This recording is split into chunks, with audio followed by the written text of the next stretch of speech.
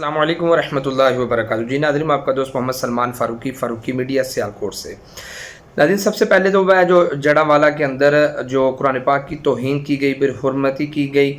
میں اس کی پرزور مذمت کرتا ہوں۔ اس کے بعد یہ پاکستان کے اندر کیوں ہر ایک دوسرا بندہ دوسرے دن اٹھ کے وہ اس طرح کی گستاخی کرتا ہے، حالانکہ ہر ایک کو پتہ ہے، کفر کو بھی پتہ ہے، ہر ایک کو پتہ ہے کہ اگر میں پاکستان کے اندر رہ کر اگر کسی قسم کی گستاخی کی تو پاکستان کے اندر ایسے محافظ موجود ہیں، وہ پورے ملک پاکستان کی فضا جو ہے نا وہ ایک الگ قسم کی پیدا ہو جائے گی۔ لیکن پھر بھی یہ لوگ ہمت کیوں کرتے ہیں؟ کیونکہ اس کے پیچھے ایک بہت بڑی عالمی سازش ہوتی ہے، جیسا کہ اب جڑاوالا کے اندر ہوئی ہے۔ اب جڑاوالا کے اندر دیکھ لیں کہ یہ جب اس نے بے حرمتی کی، ٹھیک ہے، لوگ وہاں پہ نکلے، لیکن لوگوں کے اندر جو ری ایکشن تھا وہ جو سارا کا سارا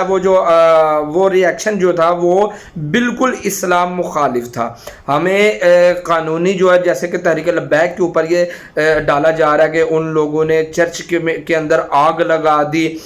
پھر آپ دیکھ رہے ہیں میرے ساتھ کی ویڈیو کے اندر وہ چرچ کے اوپر جو ان کی جو نشاندہی ہیں، وہ جو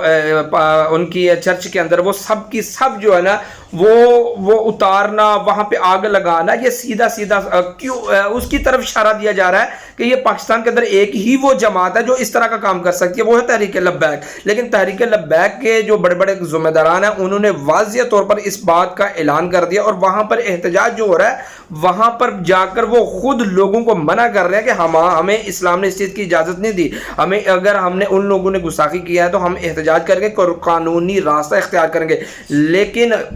یہ اس کے پیچھے جو لوگ ہیں، ہمیں ان لوگوں کو دیکھنا پڑے گا کہ یہ ملک پاکستان کے اندر ابھی الیکشن بھی قریب ہیں، تو کیوں اس جماعت کے خلاف ایسا پروپیگنڈا کیا جا رہا ہے کہ ان کو کسی نہ کسی طریقے سے ان کو زیر کیا جائے۔ یہ قادیانیوں کی سازش ہے، یہ اہل تشیعوں کی سازش ہے۔ میں اہل تشیعوں کی بات کر رہا ہوں، ابھی آپ ایک ویڈیو کے اندر میں آپ کو دکھا رہا ہوں، یہ آپ دیکھیں، یہ کڑے تحریک لبیک کے لوگ نہیں پہنتے، یہ کڑے جو پہنتے ہیں یہ آپ کو بھی پتہ کون پہنتے ہیں۔ پھر ان پورے مجمع کے اندر دیکھ لیں کوئی ایک ٹوپی والا آپ کو ایسا نظر آئے، جہاں پہ تحریک لبیک کا احتجاج ہوگا وہاں پہ آپ کو تحریک لبیک کے جھنڈے نظر آئیں گے، تحریک لبیک کے کارکنان کے اوپر سروں کے اوپر ٹوپیاں نظر آئیں گی۔ لیکن یہاں پر آپ دیکھ سکتے ہیں واضح طور پر، جیسے سیالکوٹ فیکٹری کے اندر واقعہ پیش آیا تھا، وہاں پہ جو لوگ تھے وہ سارا کا سارا وہ اسی طرح کے لوگ یہاں پر آپ کو نظر آ رہے ہیں۔ تو اس کے پیچھے اسلام مخالف کی ایک بہت بڑی سازش ہے کہ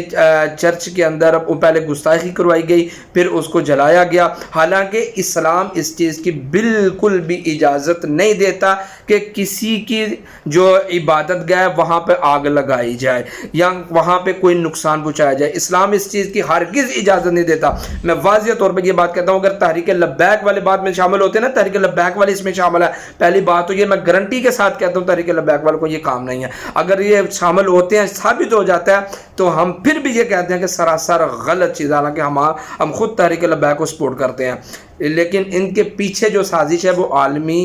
جو